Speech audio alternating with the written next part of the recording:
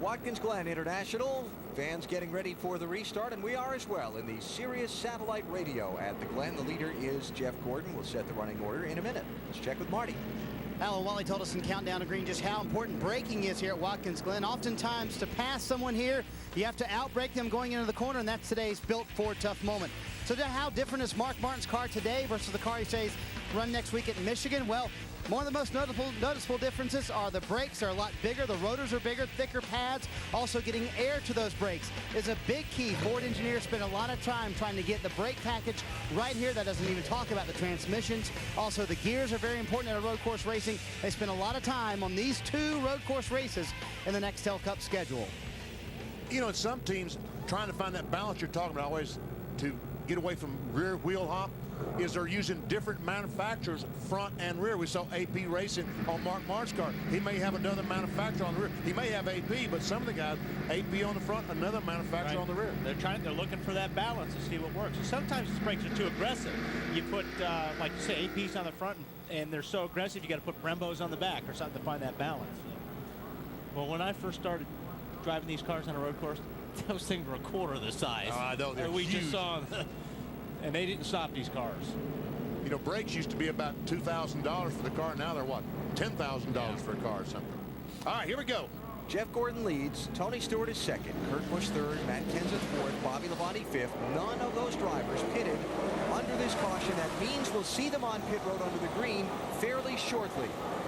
There you see guys flaring out. Mark Martin. Whoa, that was interesting. Jamie McMurray went to the outside of the 38 car of Elliott Sadler, but couldn't pull it off. And now has to fend off Mark Martin. First driver off pit lane on the stops, Robbie Gordon. He's in 13th place. Let's also mention that Casey Mears pitted under the green just before the yellow.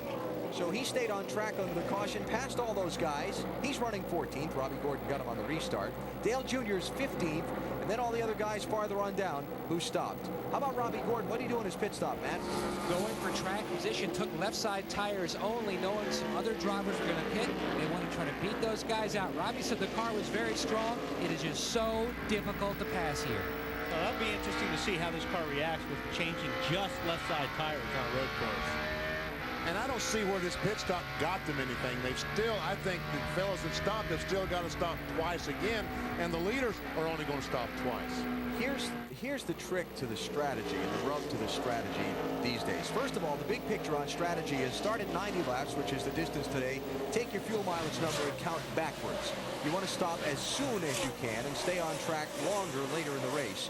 With the gravel traps out here, a lot of crew chiefs I talked with this morning, Benny and Wally, we're talking about how many laps of yellow do you want to gamble on there being to see if you can stop before the next guy. And you have to count, at least give yourself a couple laps for a green, white checker. Right. And that's what they're all thinking about.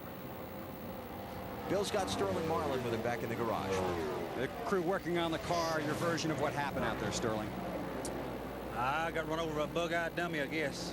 You know, it's just patient still here, and just drove in there, mile over his head like I done Gordon last year, and took us out. Just hated if all the guys on the Coors Light team just there making laps to the end, and can't win for losing. I tell you, it's something all the time.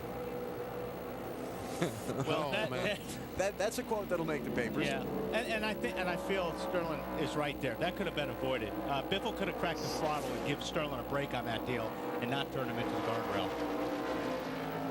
But Sterling's in the garage getting repairs, being shown back in 40th place now. And Greg Biffle continues on in the race. Robbie Gordon's able to get by. Here comes Casey Mears, trying Terry. There. Wow, it's going to pull it off. A couple guys going to get by Terry. Junior, Kevin Harvick. Don't want to be on the outside going to that corner. Even like Walter. But I think Terry must have some problems. He lost a lot of ground there. Had some brake problems in final practice yesterday, if you remember, so maybe they didn't get it all fixed. Looking for Ryan Newman, 10th place driver in the championship, all the way back to 30th, Dave. Had problems with their brakes yesterday, and they made big changes overnight. Did it fix their problems? Listen. I'm really giving up a ton, and it ain't going to get any better. It's actually gotten worse as I've gone here. I'm at the edge here as far as stopping, and I'm having to pump them down every straightaway. The problem is I don't think we're going to fix this by bleeding in the front. We bled them 3 times this morning, and you know what I mean? It's not fixing the issue. They changed calipers, rotors, pads, even manufacturers, so they had to change all the brake ducts as well. Obviously, it has not helped. They spent a long time on pit road during this caution, and were one of the last ones off pit road, hoping that they bled the air out of those brake lines. Yeah, that's something that's not going to get better. When you're pumping your brakes on a road course, it's just going to get worse and worse. So with Dale Jarrett having problems and Ryan Newman deep in the field, there is what the race to the chase looks like now. And Mayfield is in. Right now, 4 points ahead of Ryan Newman, and Casey Kane just 11 points behind his teammate Jeremy Mayfield. He's still got gravel traps lurking around him for 67 more laps at Watkins Glen. Yeah, I don't know what they can do to fix that problem, BP. That's just something that, unfortunately, Ryan's going to have to live with. There's nothing really you can do about that. Well, obviously, as long as they stayed in the pits, they did try to bleed the air out of them, and once you get air in these brakes, then they won't work properly. It takes all fluid, all hydraulic fluid, and no air. They tried to bleed the system. Evidently, Ryan is still struggling with that. And the race for the lead, Tony Stewart is chasing Jeff Gordon, but something's possibly up with Tony, we hear, Dave. And it is literally up with Tony. He's got stomach cramps going on right now. He wants to get out of that race car.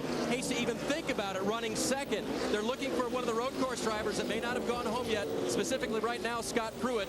Scott, if you're out there, you might want to report to the 20 pit because they would like to put you in the car. Hey, I'm on my way. Come back here, Wally. Come back here. And they did not mention Wally. His eyes shot up in a heartbeat. Well, he's running second.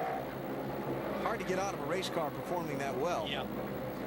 He must really be feeling unpleasant. Matt? No changes for Terry Labonte Chevrolet. He is, though, experiencing brake problems, similar problems the team was experiencing in final practice on Saturday. The pedal just gets weaker and weaker, and they're going with their original strategy. That's why they pitted under green. And Wally, one thing to keep in mind, Mark Cronquist, to further add on Dave's story, is going up and down pit road to every single pit, even stopped in Dale Jr.'s pit looking for Scott Pruitt. Wow. Tony poked the nose out from behind Jeff Gordon with a bid for the lead, but wasn't able to pull it off in turn 6. Now they head down to turn 1. Here he comes again. And Boris said may be here, but I don't think Boris is tall as him. Jeffrey. Jeff Gordon got a little bit, he slid the car under braking there, and that's what cost him that spot. I don't think as tall as Boris said is he could fit inside Tony Stewart's car. That's going to be the other problem, is getting somebody that can fit in there properly. I was thinking about you because you're almost the same size as Tony Stewart. Don't keep tempting him with that, BP. He will put the headset down and run for a minute. So Tony Stewart back out in front. Now Kurt Busch working on Jeff Gordon for second. Uh-oh, this is unscheduled. Yes, it is, because he was just on pit road under the caution a minute ago. Is Go he ahead, turning Dave. in? Was he going to the garage? I think he's going to turn in the garage because all the boys are leaving from the pit stall here, going to go work on that car in the garage. It might be engine because of the transmission problems they've been having, and it might be transmission. So, but it's not good for the championship leader. Did he just say it's terminal? I heard Jimmy Johnson. That's 2 weeks in a row for the NASCAR Nextel Cup Series championship leader. Remember, Jimmy Johnson out at Indianapolis with an engine failure, and now here at Watkins Glen, he could potentially finish 40th in this race.